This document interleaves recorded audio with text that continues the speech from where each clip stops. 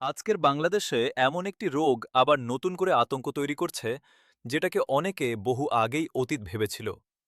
সেই রোগের নাম হাম। শহর থেকে গ্রাম, স্কুল থেকে বস্তি, এমনকি কিছু হাসপাতালে পর্যন্ত হামের রোগী বেড়ে যাওয়ার খবর এখন শোনা যাচ্ছে। অনেক পরিবার ভাবছে, হাম তো আগেও ছিল, কিন্তু এবার এত বেশি কেন? প্রশ্নটা খুবই গুরুত্বপূর্ণ, কারণ হাম শুধু একটি সাধারণ জ্বর বা ফুসকুড়ির রোগ নয়। এটি এমন একটি ভাইরাস যা খুব দ্রুত ছড়ায় এবং শিশুদের জন্য মারাত্মক ঝুঁকি তৈরি করতে পারে। বাংলাদেশে ২০২৬ সালে হঠাৎ হামের সংখ্যা বেড়ে যাওয়ার পেছনে কয়েকটি বড় কারণ একসাথে কাজ করছে। এই সমস্যাটা শুধু চিকিৎসার নয়, বরং এটি আমাদের স্বাস্থ্য ব্যবস্থা, সচেতনতা, অর্থনীতি, পুষ্টি এবং সামাজিক বাস্তবতার সাথেও জড়িত। হাম বা মিজলস একটি ভাইরাসজনিত রোগ। এটি বাতাসের মাধ্যমে ছড়ায়। একজন আক্রান্ত শিশু কাশি দিলে বা হাঁচি দিলে আশেপাশের বাতাসে ভাইরাস ছড়িয়ে পড়ে। আর এই ভাইরাস এতটাই সংক্রামক যে একজন আক্রান্ত ব্যক্তি যদি একটি ঘরে থাকে, সেখানে টিকা না নেওয়া প্রায় সবাই আক্রান্ত হওয়ার ঝুঁকিতে পড়ে। বাংলাদেশে একসময় টিকাদান কর্মসূচির মাধ্যমে হাম অনেকটাই নিয়ন্ত্রণে চলে এসেছিল। সরকার, স্বাস্থ্যকর্মী এবং আন্তর্জাতিক সংস্থাগুলোর প্রচেষ্টায় লক্ষ লক্ষ শিশুকে টিকা দেওয়া হয়েছিল। ফলে কয়েক বছর আগেও মনে হচ্ছিল বাংলাদেশ হয়তো একদিন পুরোপুরি হাম মুক্ত হতে পারবে। কিন্তু বাস্তবতা আবার পাল্টে গেছে। প্রথম এবং সবচেয়ে বড় কারণ হল টিকাদানে ঘাটতি। অনেক শিশু এখনও সময়মতো এমআর টিকা পাচ্ছে না। বিশেষ করে করোনার সময় দীর্ঘদিন স্কুল বন্ধ, হাসপাতাল ও স্বাস্থ্যকেন্দ্রে মানুষের ভয় এবং টিকাদান কার্যক্রমে বিঘ্ন সৃষ্টি হওয়ার কারণে বহু শিশু নিয়মিত টিকা মিস করেছে। তখন হয়তো বিষয়টি খুব বেশি চোখে পড়েনি, কিন্তু কয়েক বছর পর সেই ফাঁক এখন বড় বিপদ হয়ে সামনে এসেছে।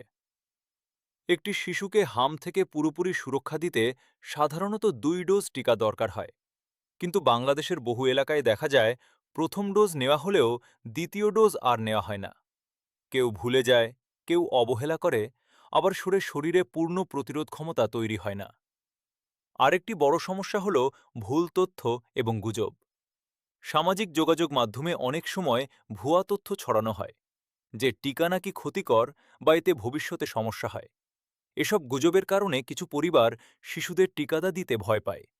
অথচ বাস্তবে হাম টিকার পার্শ্ব প্রতিক্রিয়া খুবই সামান্য, কিন্তু হাম রোগ নিজেই প্রাণঘাতী হতে পারে। বাংলাদেশের ঘনবসতিপূর্ণ পরিবেশও হাম ছড়ানোর একটি বড় কারণ। ঢাকার বস্তি এলাকা, চট্টগ্রামের শ্রমজীবী অঞ্চল, রোহিঙ্গা ক্যাম্প কিংবা বিভিন্ন গার্মেন্টস এলাকা, এসব জায়গায় মানুষ খুব কাছাকাছি বসবাস করে। একটি ছোট ঘরে অনেক অনেক মানুষ থাকার কারণে একজন আক্রান্ত হলেই দ্রুত পুরো পরিবার আক্রান্ত হতে পারে। শুধু তাই নয়, দেশের অভ্যন্তরে মানুষের চলাচল আগের চেয়ে অনেক বেড়েছে। প্রতিদিন হাজার হাজার মানুষ বাস, ট্রেন, লঞ্চ ও বাজারে একসাথে চলাফেরা করছে। কেউ যদি হাম নিয়ে ভ্রমণ করে, তাহলে খুব সহজেই ভাইরাস নতুন এলাকায় পৌঁছে যায়। বাংলাদেশের আরেকটি বাস্তব সমস্যা হল অপুষ্টি। এখনও দেশের বহু শিশু পর্যাপ্ত পুষ্টিকর খাবার পায় না। বিশেষ করে ভিটামিন এর অভাব শিশুদের রোগ প্রতিরোধ ক্ষমতা দুর্বল করে দেয়। ফলে হাম হলে রোগটি আরও মারাত্মক হয়ে ওঠে। চিকিৎসকরা বলেন, অপুষ্টিতে ভোগা শিশুদের ক্ষেত্রে হাম নিউমোনিয়া, ডায়রিয়া বা চোখের ক্ষতি পর্যন্ত করতে পারে। অনেক সময় বাবা মা হামের লক্ষণ শুরুতেই বুঝতে পারেন না।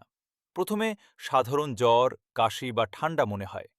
পরে যখন শরীরে ফুসকুড়ি ওঠে, তখন রোগ অনেক দূর ছড়িয়ে পড়ে। এই সময় শিশুটি স্কুলে যায়, অন্য শিশুদের সাথে খেলাধুলা করে, আত্মীয়দের বাসায় যায়, ফলে সংক্রমণ আরও বাড়ে। গ্রামের দিকে আরেকটি সমস্যা দেখা যায়, চিকিৎসা দেরিতে নেওয়া। অনেক পরিবার প্রথমে ঝাড়ফুঁক, ঘরোয়া চিকিৎসা বা ভুল পরামর্শের উপর নির্ভর করে। এতে রোগ জটিল হয়ে যায়।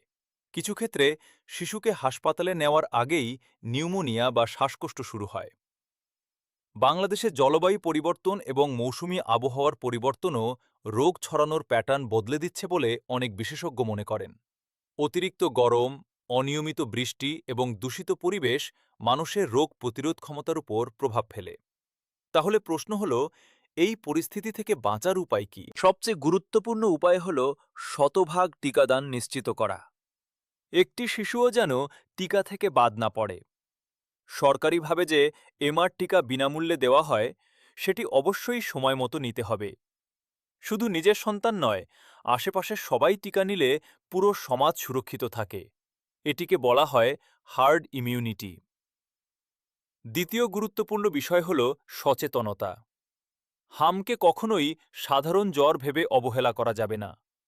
যদি কয়েকদিন জ্বরের পর চোখ লাল হয়, কাশি বাড়ে এবং শরীরে লালচে দানা দেখা যায়, তাহলে দ্রুত চিকিৎসকের পরামর্শ নিতে হবে। আক্রান্ত শিশুকে অন্য শিশুদের থেকে আলাদা রাখতে হবে, কারণ হাম অত্যন্ত সংক্রামক।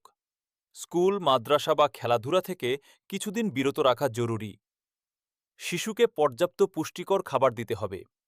ভিটামিন এ সমৃদ্ধ খাবার যেমন গাজর, কুমড়া, ডিম, মাছ, দুধ ও সবুজ শাকসবজি রোগ প্রতিরোধ ক্ষমতা বাড়াতে সাহায্য করে।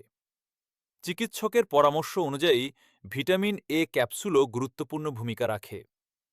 পরিষ্কার পরিচ্ছন্নতাও খুব জরুরি। নিয়মিত হাত ধোয়া, কাশি বা হাঁচির সময় মুখ ঢেকে রাখা এবং ঘরের বাতাস চলাচল ঠিক রাখা সংক্রমণ কমাতে সাহায্য করে। সরকারের পক্ষ থেকেও শক্ত পদক্ষেপ দরকার। প্রত্যন্ত অঞ্চলের টিকাদান আরও জোরদার করা, গুজব প্রতিরোধে প্রচারণা চালানো এবং স্কুলভিত্তিক স্বাস্থ্য সচেতনতা বাড়ানো এখন সময়ের দাবি। বাংলাদেশের ইতিহাস বলে আমরা চাইলে বড় বড় স্বাস্থ্য ঝুঁকি মোকাবিলা করতে পারি। একসময় গুটি বসন্ত নির্মূল হয়েছে, পোলিও নিয়ন্ত্রণে এসেছে, হামও নিয়ন্ত্রণ করা সম্ভব। কিন্তু এর জন্য দরকার সচেতনতা, সঠিক তথ্য এবং সবার সম্মিলিত উদ্যোগ। আজ যারা ভাবছেন আমার সন্তান তো এখনো ঠিক আছে, তাদেরও মনে রাখা দরকার, হাম খুব দ্রুত ছড়ায়।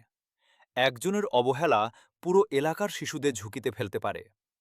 একটি টিকা, সামান্য সচেতনতা এবং সময়মতো চিকিৎসাই একটি শিশুর জীবন বাঁচাতে পারে। বাংলাদেশের ভবিষ্যৎ আমাদের শিশুদের হাতে, আর সেই শিশুদের সুরক্ষিত রাখা শুধু পরিবারের নয়, পুরো সমাজের দায়িত্ব। শেষ